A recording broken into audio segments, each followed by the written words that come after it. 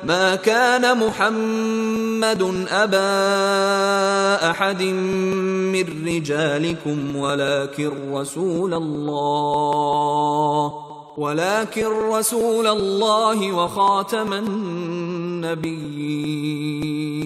ہندوستان پر انگریز کے قبضے کے خلاف لڑی جانے والی سن 1857 کی جنگ آزادی میں ہندوستان میں بسنے والی تمام اقوام نے حصہ لیا، لیکن جنگ کے بعد اس کا خراج صرف مسلمانوں کو ادا کرنا پڑا۔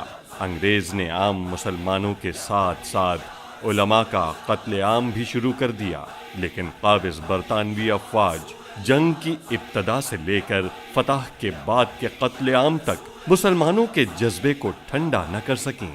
ولیم ولسن ہنٹر نامی انگریز محقق نے اس جذبے اور برطانوی راج میں رکاوٹ کی وجہ مسلمانوں کا فلسفہ جہاد قرار دیا۔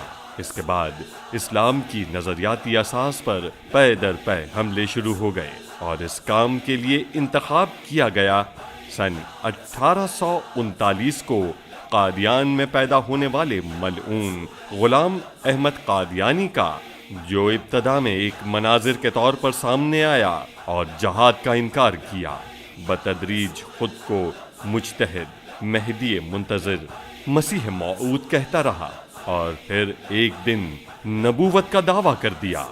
معاذ اللہ۔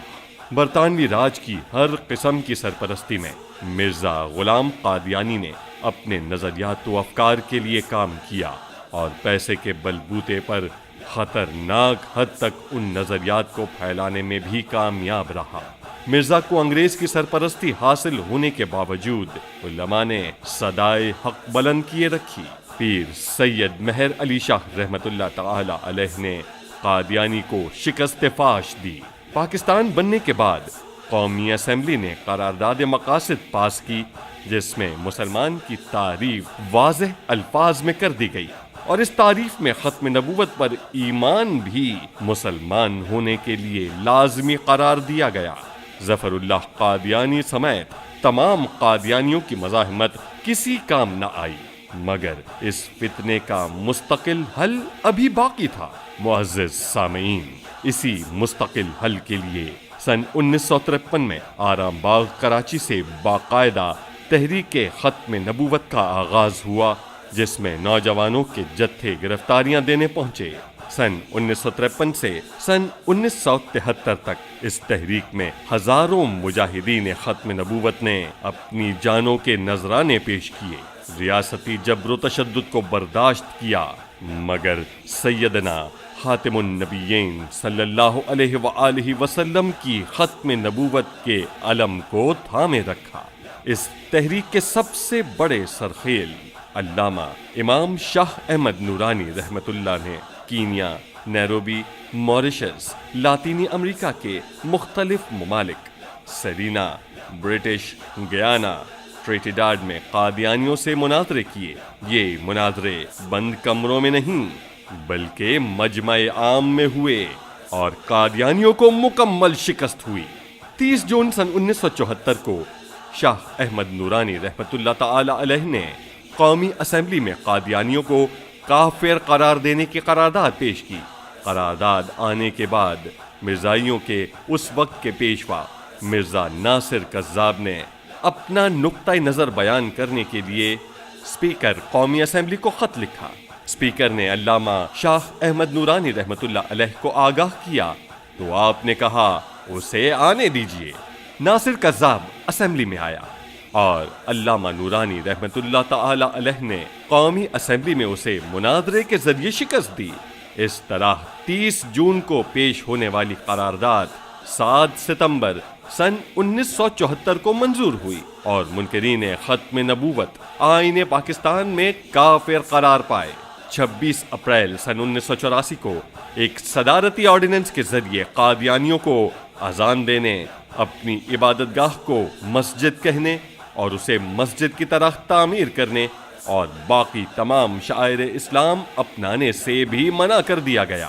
محتشم ناظرین و سامعین کرام، شرعی و قانونی میدان میں بار بار شکست کھانے کے باوجود قادیانیوں کی سازشوں کا سلسلہ تھما نہیں۔ وہ وقتاً فوقتاً سازشیں کرتے رہتے ہیں۔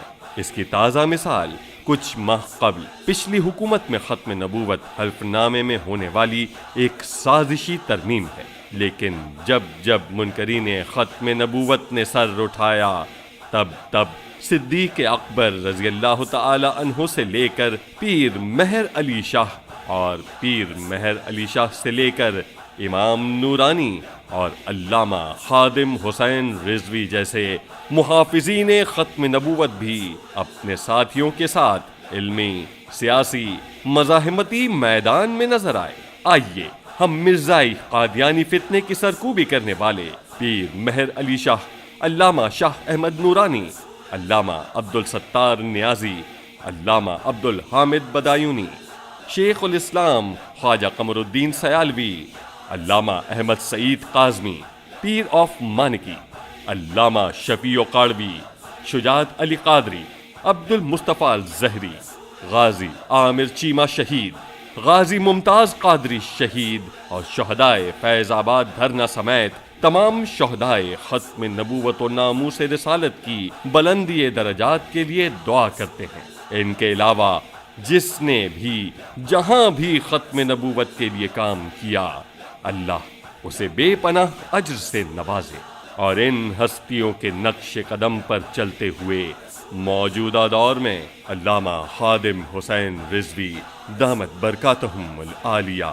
کے شانہ بشانہ تحریک لبیک یا رسول اللہ صلی اللہ علیہ وآلہ وسلم کے دست و بازو بن کر اس فتنے کی سرکوبی کے لیے دل و جان سے کام کرنے کا وعدہ کرتے ہیں۔